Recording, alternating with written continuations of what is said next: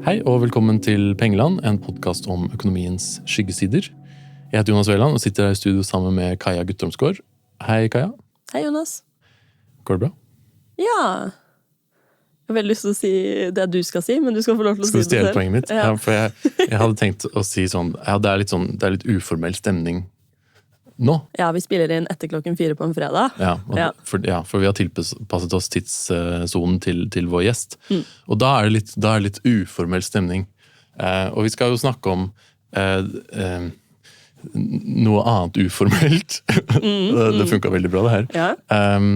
Hva skal vi snakke om i dag, Kaja? Vi skal snakke om den uformelle sektoren. Der har vi det. Veldig bra overgang. Ja. Nei, men den uformelle sektoren er noe som vi kanskje ikke er så vant til å tenke på i Norge. Det er liksom defineres som den delen av økonomien som ikke registreres av myndigheter. Typisk ikke liksom krever masse papirer, at man kan ha en bedrift uten å være registrert hos skattemyndighetene, typisk ikke betale skatt, og så videre. Og det typisk da fanges jo heller ikke opp i liksom målinger av BNP og sånne type ting. Og i Norge så er det ikke så veldig stor del av økonomien som ser sånn her ut. Nei, det du sa nå høres jo bare ulovlig ut, egentlig. Ja, i Norge så tenker man jo typisk på svart arbeid da, som man kanskje inngår i større grad i den uformelle delen av den norske økonomien. Men i resten av verden, eller særlig i utviklingsland da, så er det tilfeller hvor store deler av økonomisk aktivitet i et land inngår i denne type format da. Så vi skal ha en episode i dag hvor vi snakker om nettopp det med uformell sektor i utviklingsland i kontekst av også økonomisk utvikling, hvordan disse tingene henger sammen, og hvordan utfordringer det skaper som kanskje skiller seg litt fra hvordan for eksempel Norge har drevet med økonomisk utvikling. Og så kommer vi til å særlig fokusere litt på skatt da. Sjokkerende nok. Ja, vi liker jo skatt, eller vi er jo interessert i det. Og det ser jo litt annerledes ut da. Hvis en stor del av økonomien din ikke er registrert, så er det jo mye vanskeligere å sikre at de betaler skatt, for eksempel da. Ja, ikke sant. Hvem er det vi skal prate med i dag da? Takk som spør, ja. Vi har jo forskuttert litt at det er en person som bor langt unna. Vi skal prate med Vanessa van den Bogard. Hun er veldig flink forsker, både en research fellow ved International Center of Taxation and Development, ICTD, men også Senior Research Associate, altså prøver ikke å oversette den titelen, på Munk School of Global Affairs and Public Policy på Universitetet i Toronto. Ja. Så hun er jo litt bak oss i tid da. Jeg tror ikke det er lov å si. Nei, men nå sa vi det likevel. Og Vanessa, hun er ekspert nettopp på dette med uformell sektor, og særlig også på en måte skattedimensjonene. Og vi kommer til å snakke litt om hvordan man skattlegger uformell sektor, men også på en måte litt sånn rettferdighetsperspektiver. Ja, burde man skattlegge uformell sektor? Har det noen effekter på en måte rettferdighet eller balanse i utfallene av skattleggingen? Kan det ha noe med likestilling å gjøre? Masse av dette her. Så det blir en veldig spennende episode. Da bare kjører vi på. Yes, Vanessa er med på Zoom. Nei, på Google Meet. Så vi ringer henne nå. Ja, herlig.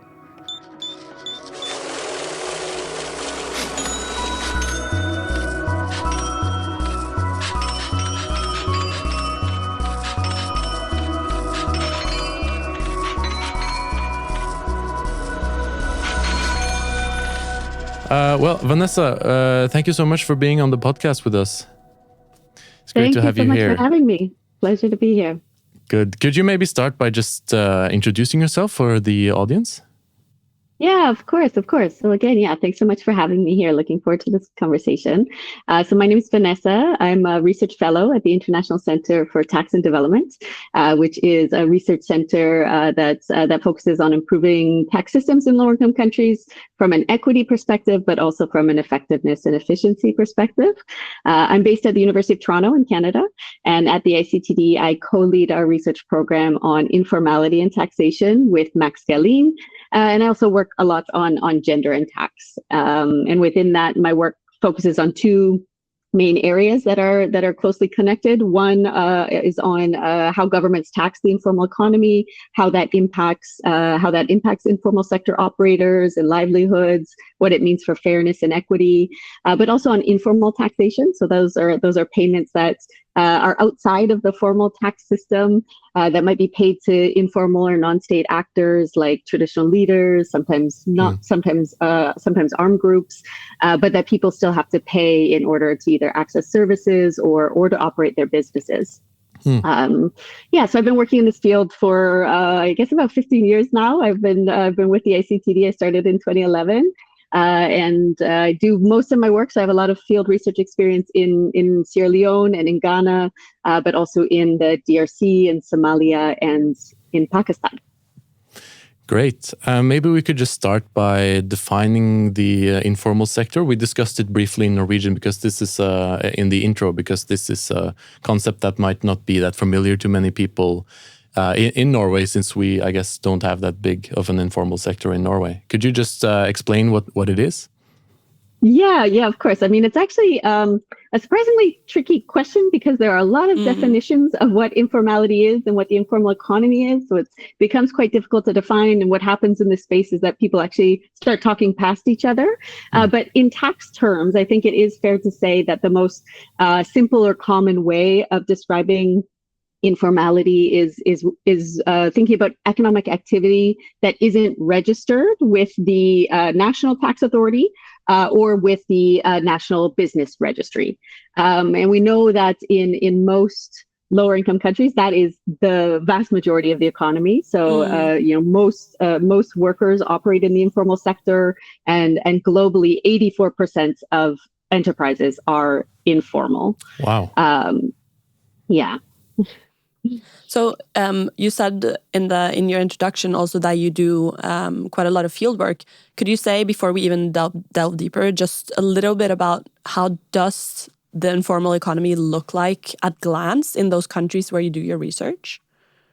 Yeah, so I mean, the informal economy, it looks quite different across different regions, of course, but you can imagine that, because it is the vast majority of economic activity, it is very diverse. It's very heterogeneous. It captures a lot of different types of economic activities, and I think one of the big problems is actually that there's often a narrow idea of the informal economy as something that is more homogenous. When people talk about the informal economy, they're often thinking about people selling on the streets or market traders, but we know that it's actually much more heterogeneous than that. But we also know that common ways of approaching the tax sector tend to focus on those on that kind of stereotypical idea of informal economic activity. And I think the other big problem here is that there's often a common assumption that the informal economy is untaxed, right? So that there's an assumption that they're not paying taxes, they're not paying their fair share, and that's not fair to formal businesses. So then that leads to policies and a policy focus that is centered on trying to capture informal operators into the tax net. There's often this assumption that there's like a hidden gold mine in the informal sector that's waiting to be tapped. That's just like revenue authorities just need to go out and get it. But the reality is that we know, and our research has shown widely across contexts in Ghana, Sierra Leone, DRC, other ICTD research that's been done in Zimbabwe, that informal operators and businesses, they're already paying taxes, often in multiple ways. These are coming in multiple forms. They're paying at the national level through things like simplified tax regimes, but they're also paying at the local level through business licenses, market fees, other types of fees and dues. And as I alluded to in kind of the introduction to my work, they often also pay to informal actors or institutions in order to operate.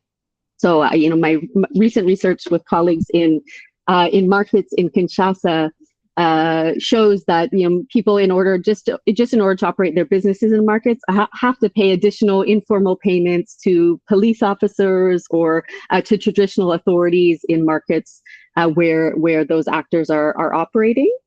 And all of these burdens, I think, are often invisible in many ways. And that's why there's this kind of assumption that informal operators are untaxed. So they're often not counted in public finance analyses. This fragmentation as well, even between the local and national level types of payments, mean that they're not that they often we have this layering of taxes that happens with people paying to multiple actors, but it's often not being counted. Yeah.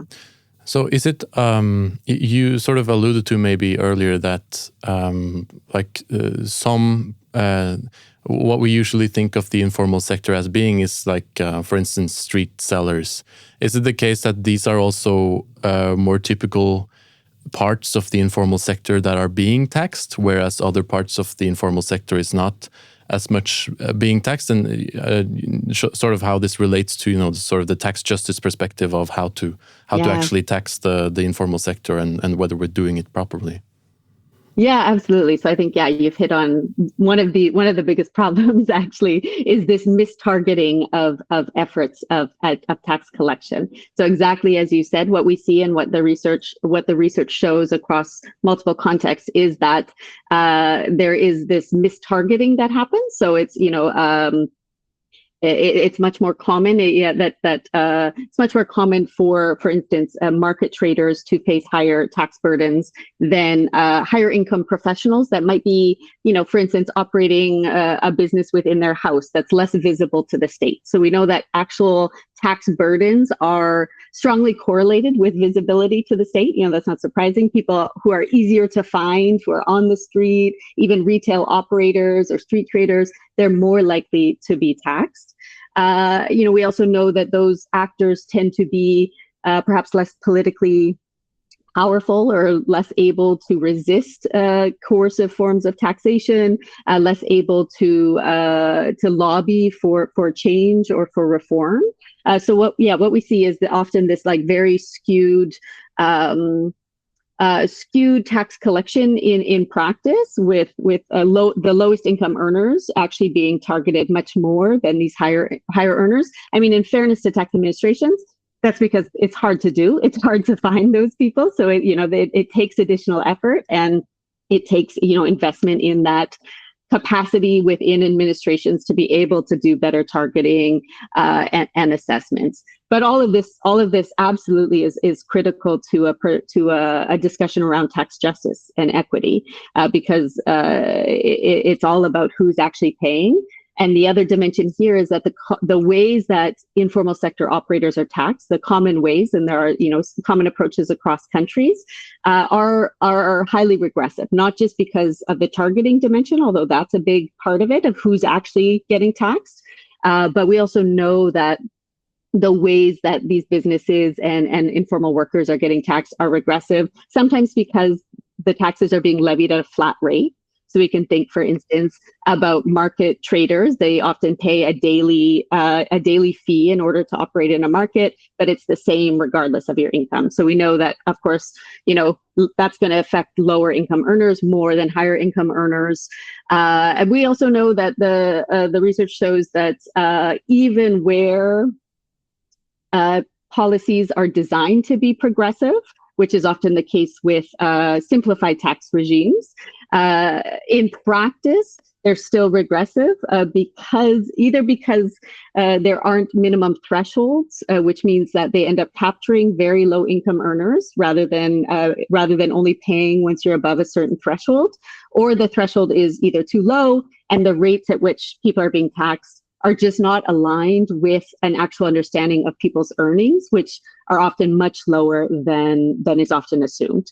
So there's often like this misalignment with actual, even like poverty indicators with what people are actually paying. It's. I mean, you're saying so many interesting stuff. I like want to touch on so many of those things, but I think one of the biggest things that I'm kind of inspired to talk about when you put out this picture of taxing the informal economy is exactly this like justice dimension, or this idea of what outcomes can you get in terms of taxation when you're part of the informal economy, because we've had episodes before and also generally I know from the research that tax is very much a bargaining power. And especially in countries maybe where the tax system is a bit more in development, or maybe not, as in Norway, like our experience with the tax system is that it's this mammoth of like everything kind of works, like you can trust it, all of this stuff. But how can you like participate in this negotiation kind of through your tax when you're a part of the informal sector? Because you're asked to pay regressively, potentially, or you're asked to pay a lot of different types of taxes, but you're not really getting the same type of representation through like formal employment or through like organized arbeidsliv, like organized labor force. So how does this play out, like with this like negotiation, justice, and what consequences are there for the outcomes?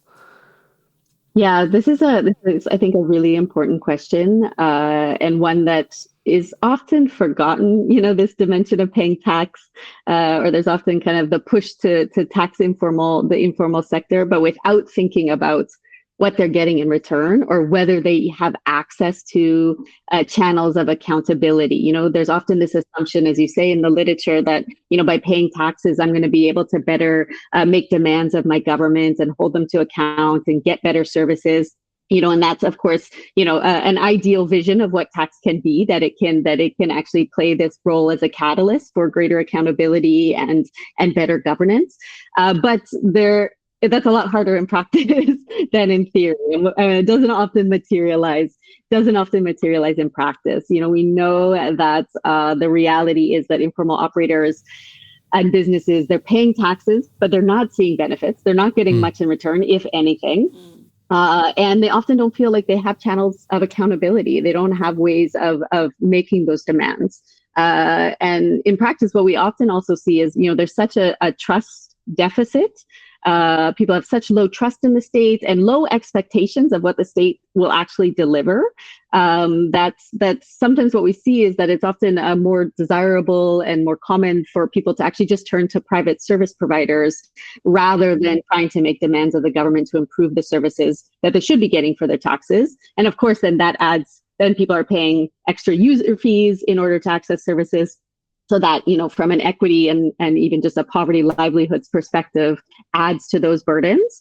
And I think that what we see also is, or one of the related problems that we see in this field is that there tends to be an assumption as well that certain things will follow from paying taxes. So not just accountability, but when we're thinking about informal operators, so as you say, there might be assumptions that that they might be able to access certain benefits of being more formal, right? So that formalization will lead to benefits for firms, whether that's, being able to better access credit or be able to grow their businesses or, be able to access things like social protection from the state. But again, in practice, it doesn't just happen automatically.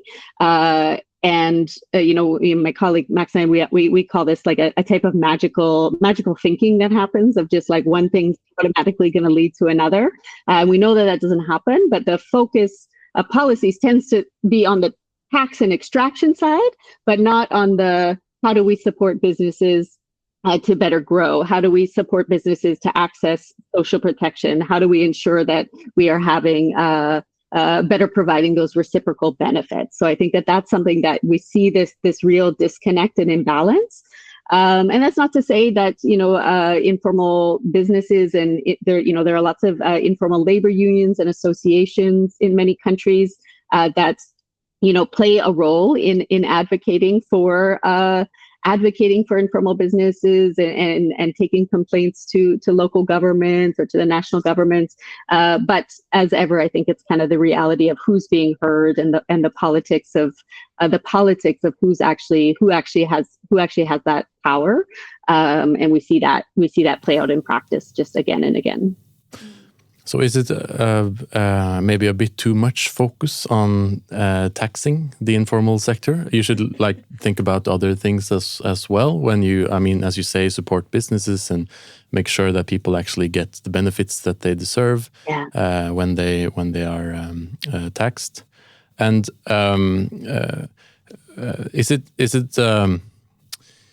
it also the case that it's not that much revenue to get from the informal sector? I mean, it's a huge part of the economy, of course, but as you mentioned, the people that are actually being taxed are not the richest people. I mean, it's as you mentioned, it's an imbalance there as well. So is it like not that worth it? Maybe even just throwing that out there. So I mean, both are really really excellent points. I mean, just to go back to your first point first, I think that you're exactly right that there is that imbalance, and one of the things that we try to advocate for in our work is what's called a services first approach. So trying to establish the trust with informal operators and businesses first before trying to extract more taxes from them, because as I said, there tends to be this trust deficit and what we also call kind of a gap in credible commitments of like people don't believe that the government's actually going to do something for them, even if they start paying taxes for the first time. So, making investments in, often small, but very visible and tangible types of service provision as a way of building that trust can be one approach. But I think also thinking more about the social protection side as well, thinking about who has access to social protection, what that looks like in relation to tax. All of that is really important. But your other point, I think, is actually a critical one. Both, thinking from an equity perspective of who's actually being taxed, that has implications for the efficiency and effectiveness of these tax policies. And I think it's a really interesting thing that we see that not only are the common strategies to tax the informal sector hurting the lowest income earners, and importantly, women are concentrated among those lowest income earners. So there is also this gender equity impact, but they're also not actually raising revenue for governments. So it's like no one's winning here. These policies aren't serving anyone. As I said, policymakers often describe, and there tends to be, it's not just from kind of technical policy circles. There tends to be like popular narratives within media, journalism that see the informal sector as a missing gold mine, as this hidden gold mine of revenue. But what we know is that taxing it usually brings in way less revenue than is expected. It contributes very, very little to the government budget, to tax to GDP ratios. And the research also shows that sometimes the cost of collection actually exceeds the revenue that is brought in. Wow. So my colleagues have done this great new study. My colleague Max and a partner at the Ghana Revenue Authority, Alex Combat, did this great study recently that showed that the tax stamp, which is one of the ways that the Ghana Revenue Authority taxes informal businesses, it's part of like a simplified tax regime. The cost to collect that actually costs 9 times more than it was bringing in revenue. So we can see that it's so inefficient. Wow. For the reasons that you highlighted, right? That it's predominantly targeting the lowest income earners, many of whom are below what would be a reasonable minimum threshold of payment.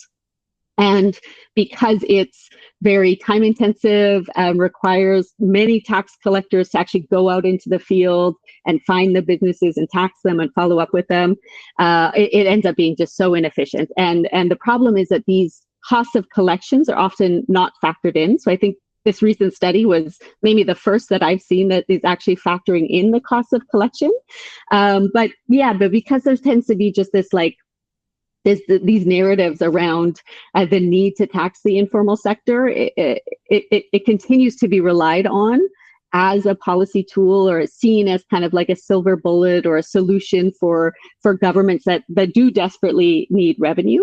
And actually what we're seeing now as well in the context of aid cuts and global fragility and instability, governments under such fiscal pressure, and they're under fiscal pressure to raise revenue very, very quickly in the short term. So they have kind of this short-term mindset, which leads them, we see kind of a doubling down of policies to tax the informal sector, even though we have this growing body of evidence showing that it's not working for anybody.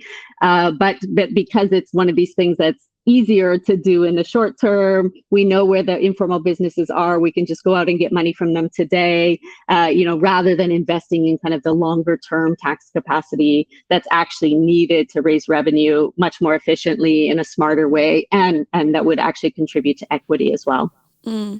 So what are, do you have any examples of what could be alternatives? I mean, both in terms of the long term, but also like shorter term, are there alternative sources of revenue?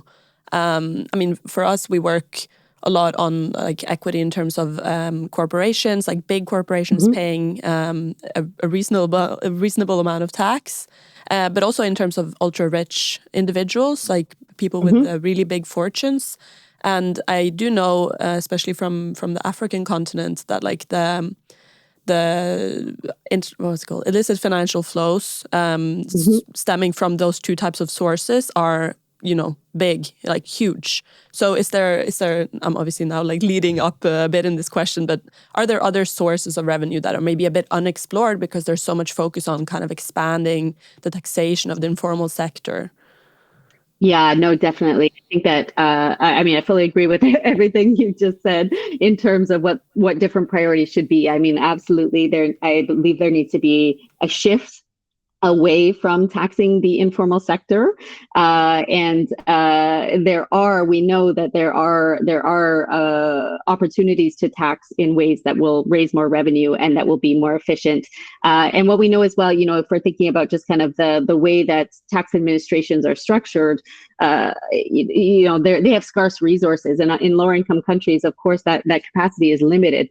So how you actually harness those resources and that capacity, how you actually utilize staff is really important. So thinking about kind of the trade-offs, if you have so many people going out into the informal sector to tax small businesses that aren't raising revenue, how else could those people be utilized? But also recognizing, of course, that some of this requires, building longer term technical capacity. That's, as I said, revenue authorities are under a lot of pressure. It's hard for them to do that in the short term. But I fully agree. There's a lot of opportunities, especially there's in many countries, corporations are undertaxed. We have a lot of inefficient tax exemptions that we see that could be bringing in a lot more money.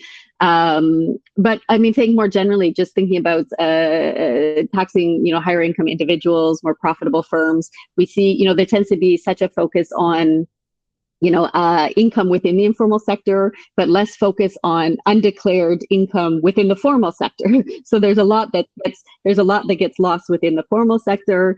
And as you say, better targeting, there tends to not be, often for political reasons, targeting of wealthier individuals.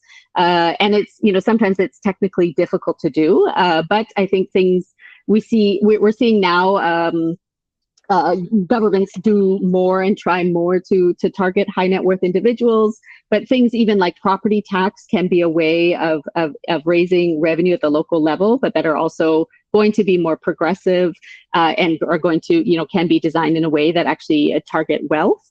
I think that there are a lot of options here that are underexplored. Again, some of which require building capacity within tax administrations, and that requires support and kind of like some kind of grace that this will be, a longer term thing.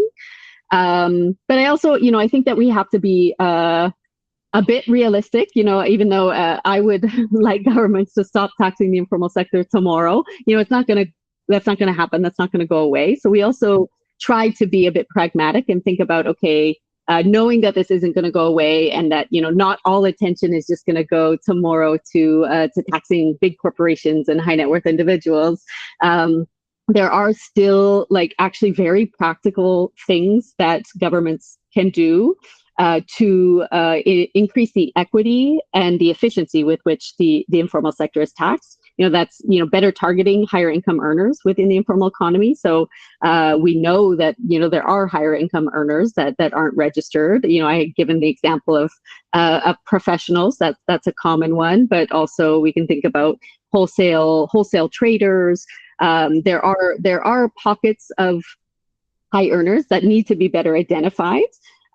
This could involve things like sector-based approaches. So thinking about, okay, how to actually target, what approach is needed to target higher earning professionals rather than survivalist traders. So again, kind of going back to the definition and how we see the informal economy of kind of understanding the diversity and heterogeneity, not just taking one blanket approach, but thinking about how we can actually do that in a more targeted way. Another area is around risk-based registration and enforcement. So actually better using data to identify and target those that should be registered. What happens now is often governments do what are called mass registration campaigns, where they, often go out just door to door within a business district and try to capture every business. And we know that's inefficient. We know that those businesses that are captured within those exercises, captured within the tax net, often are below a minimum threshold. Often, even if they get registered with the tax authority, they're often not paying taxes in the end. They might not file. Even if they file, they might not be declaring any income. So just like thinking about using data better for better targeting. But the other things that I had mentioned as well around kind of the problems we see with the fact that there often, aren't even minimum thresholds for the simplified tax regimes that exist. A recent study by colleagues at the World Bank showed that 2/3 of simplified tax regimes in sub-Saharan Africa don't have a minimum threshold. So actually just like having a minimum threshold would help protect the lowest income earners. But also even where those exist, ensuring they're being enforced, ensuring that it's actually well aligned with poverty metrics, with an actual understanding of real earnings. All of those things I think can actually do a lot with the systems that exist today, while hopefully in the background also investing in that capacity for in the coming years to actually shift greater attention to those higher potential areas. I have a weird question. Maybe a bit dumb question that I've kept thinking of now is, and it's a normative one, and okay, I'm just going to say it. Is it a goal to not have an informal sector? Is it a goal to make it formal, or is it like a point to have it because it's rich and it's diverse and it's good? Sorry, it's a bit of a dumb question, but I kept thinking of it. You mentioned that we should not tax it first and foremost because we should make things better before we do that. But is it sort of a narrative underlying there which is sort of trying to make it more formal? Yeah, I don't think that's a dumb question at all. I think that's actually how much of the policy discussion in this area for many decades has been focused on kind of this idea. There's an implicit normative assumption that what we want in the end is a totally formal economy. That might be the case. I don't know how I feel about that, but I think just like pragmatically, I don't think it really matters right now, right? Like I think that the focus, if the goal, which tends to be the case, the goal is often formalization, right? We want to formalize. We see, so many policy interventions, many of which cost a lot of money, aimed at how we can formalize the informal economy, how we can formalize businesses. What is actually preventing them from being formal, but a lot less policy attention on like, okay, what are the benefits of being formal? What does it mean to be formal? Sure, you can be registered with the revenue authority and with the business registrar, but what does that mean? How does that change your opportunities for the growth of your business? How does that change your access to service, to social protection? What we see now is that even where, as I was saying earlier, even where businesses become formal, they're not seeing those benefits. And even when those benefits do emerge, they tend to be for larger businesses. So it's kind of the very small survivalist businesses that when they register, they're not going to see those benefits. So I think it's, actually requires kind of a stepping back and reframing the problem, rethinking the problem. I don't think the problem is informality. I don't think that's a problem to solve. I think the problem is like these underlying structural conditions within the economy that are not allowing people to have opportunities, that have, mean that within economies there's very few employment opportunities for people. Most people I think would rather have a stable income through formal employment rather than being on the street trying to hustle and trying to make something work, right? So I think that that limit of opportunities, that limit of economic growth and potential is actually the problem. And then in turn, I think the problem is that the informal sector is defined as a problem, because then that really shapes like how it's approached rather than seeing it as, something that can be part of a solution. Yeah, because I guess I imagined that, for instance, labor rights is something that you only can have access through the formal sector because it has to be formalized and all that. But being in the formal sector does not automatically guarantee labor rights. So to your point, you have to like look at the underlying structures and not just make everything formal. You have to build the economy the way that you have to anyway. Yeah. Makes sense. Yeah, no, exactly. I think that's, I feel like we're getting not closer to a solution, but at least like we're getting closer to having seen kind of the outline of the issue here. I just wanted to kind of take us towards an ending and talk a little bit more about sort of this development perspective of it. I mean, a lot of what we talk about now is like, it can be framed within this efforts of developing an economy or like, reaching certain targets. And especially if you bring in like international organizations or development cooperation, donors, there's been a lot of focus on taxation, building capacity in tax administrations, but also expanding the formal economy as like a good in itself. And I think, at least from my experience from those fields, I really see this normative, underlying normative narrative that you guys were kind of talking about now, of like, formality equals good. Formality equals more revenue. Formality equals more development. Do you see that there's a sort of top-down approach here? Like, are there donors coming in and saying, we need this and this and that?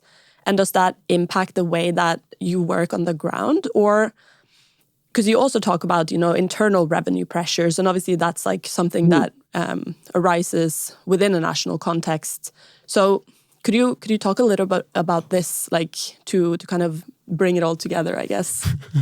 No pressure. Little challenge. Yeah, no pressure. Yeah. Find the solution and wrap this up nicely. No, but I think that, what you've said, I think is really important, of kind of like where these pressures are coming from.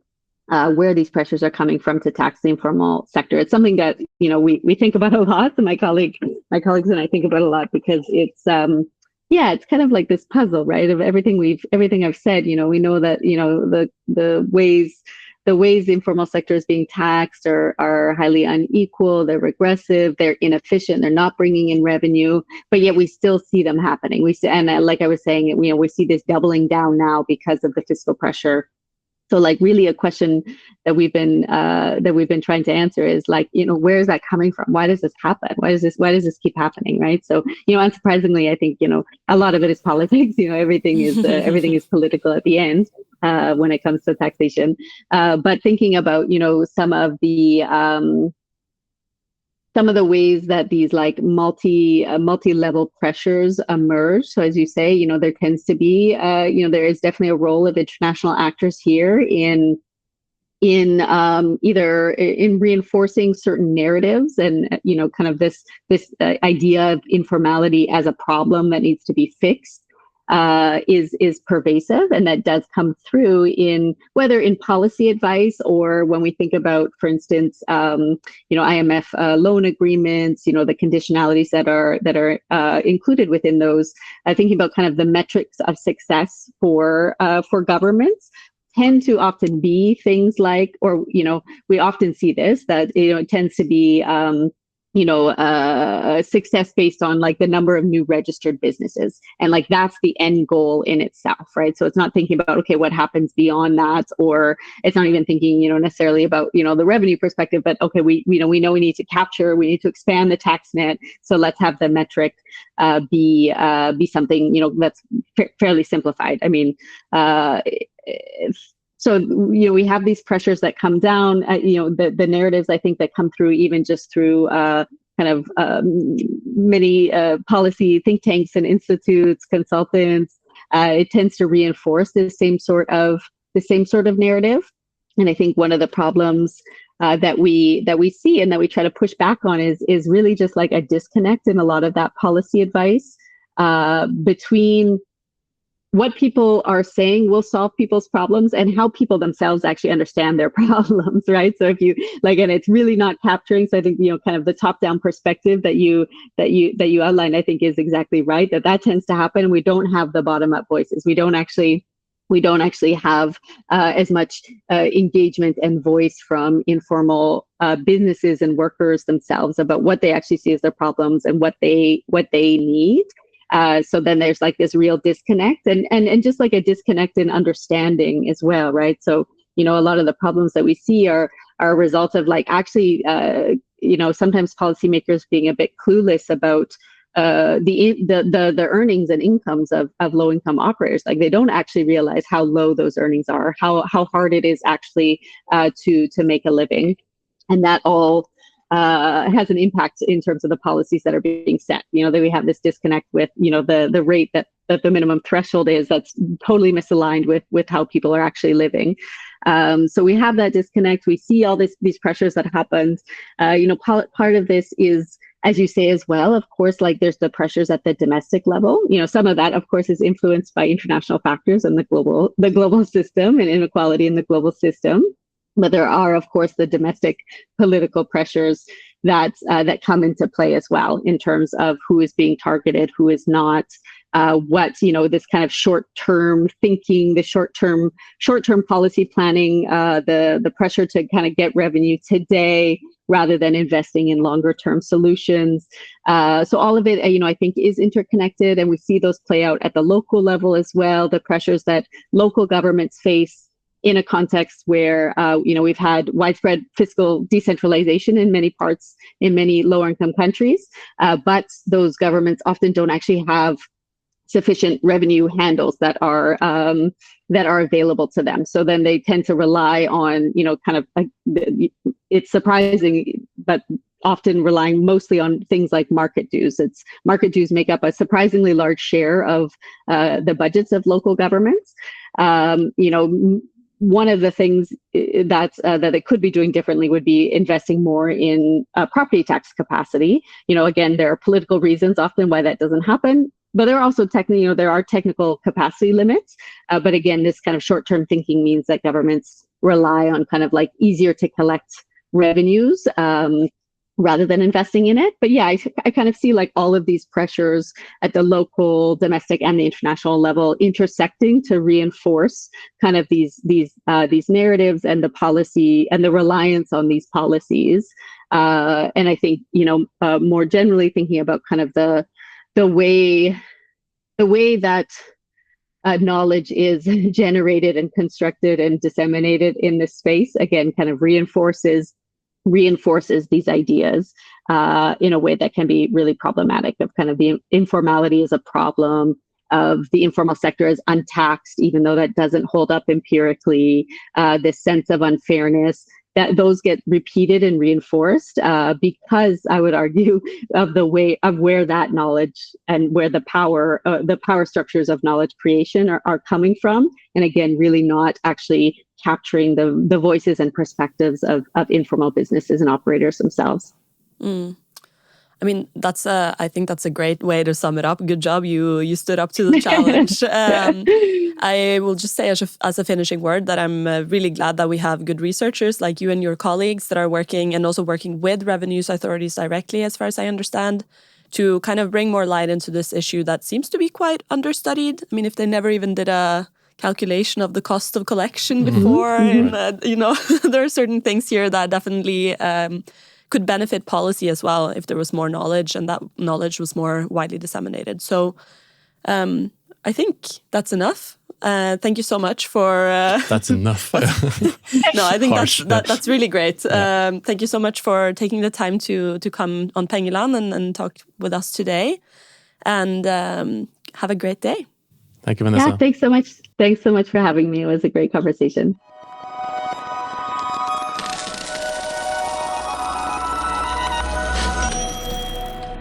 Ja, Kaja, hva føler du om at klokken 6 på en fredag ettermiddag, og vi sitter i Pengeland studio? Jeg ikke nøytral til det. Men sånn det når man har gjester fra Canada, så tilpasser man seg deres hva heter det? Tidszone. Tidszone. Jeg har bare veldig lyst til å gjøre en ting. Så kan vi snakke om noe seriøst. Jeg håper den lyden blir med. Det ble ikke så kult som jeg hadde håpet, for oss var det bare i øretelefonene. Ja, det var så mye stillhet i forkant, på en måte. Du var helt alene om det. Jeg kunne backa deg mer. Jeg beklager. Men dette sånn som skjer når klokka 17:44. Ja, 17:44. Jeg runder opp. Ja. Nei, men noe jeg faktisk synes var litt gøy da, var at dette her var en litt sånn typisk kanskje Kaja-episode. Jeg har jo studert internasjonal utvikling og jo litt ekstra nerd på sånne her type spørsmål da.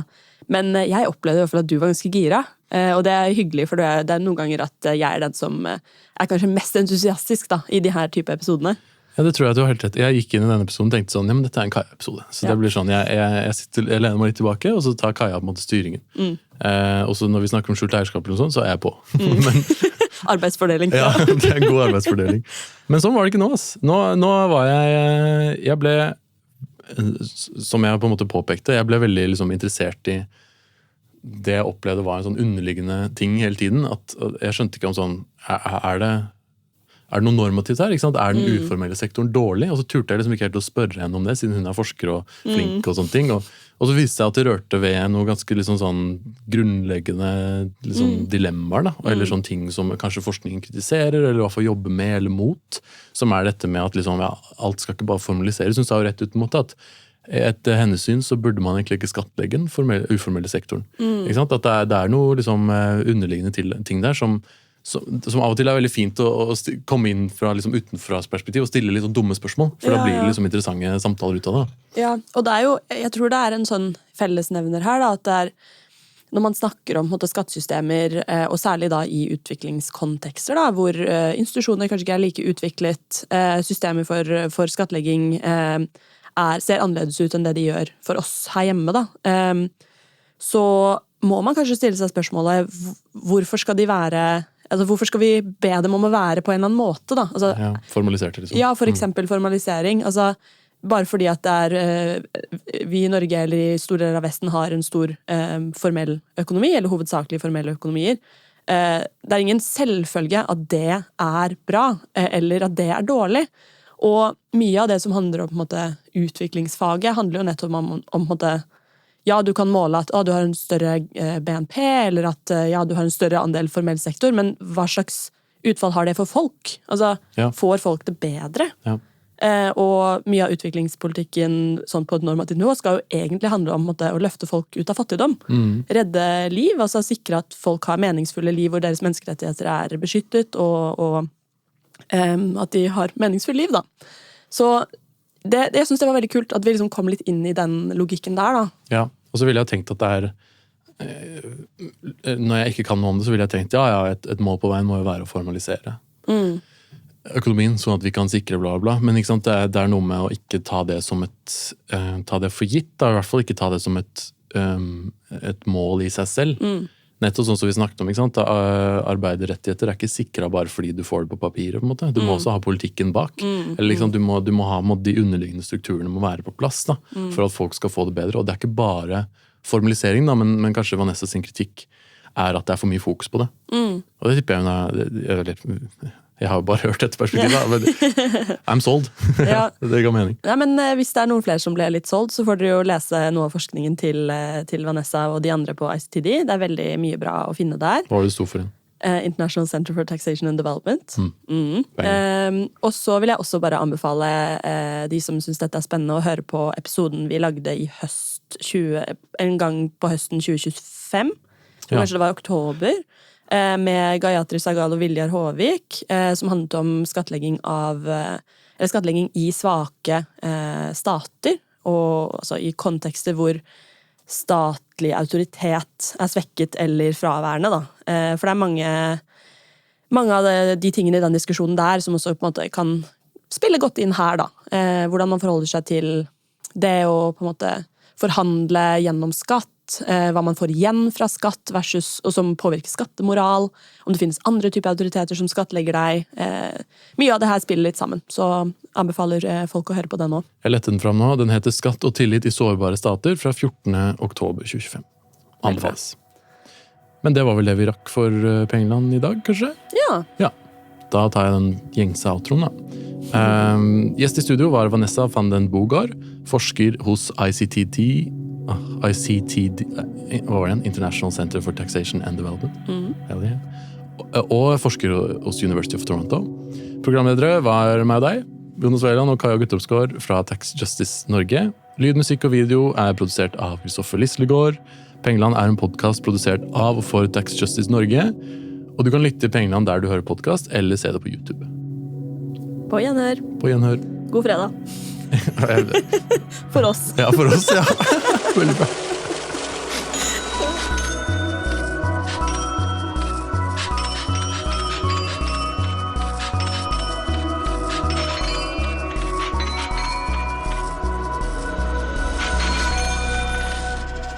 Litt sånn loosey-goosey stemning. Loosey-goosey.